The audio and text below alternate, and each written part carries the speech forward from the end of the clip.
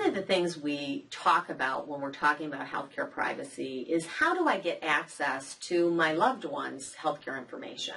Many of us have to take care of other people. For instance, maybe you're taking care of your elderly father or mother, and you need to get access to their healthcare in order to provide that care. Alternatively, maybe you have children. I have 2 little girls and had to manage their health care as they grew up to be young women.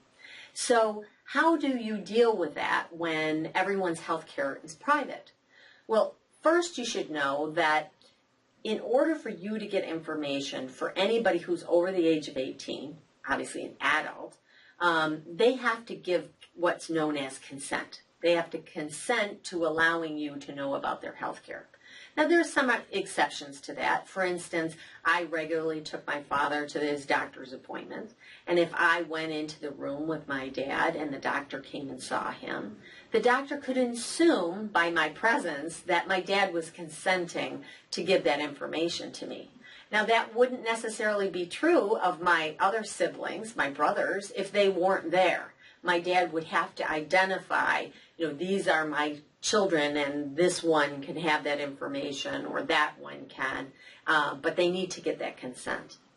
The second thing that's actually some people get confused about is divorced spouses. How does a divorced spouse get information about their children's health care?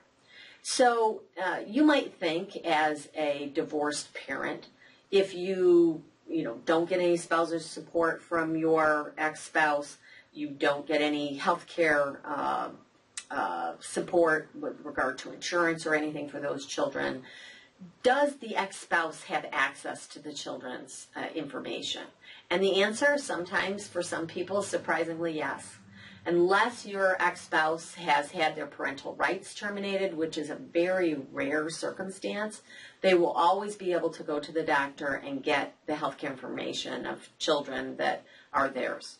So you want to be aware of that and make sure that if you need that consent from somebody that you're caring for, that's an adult, that you get that so that you're able to get the information you need to care for them.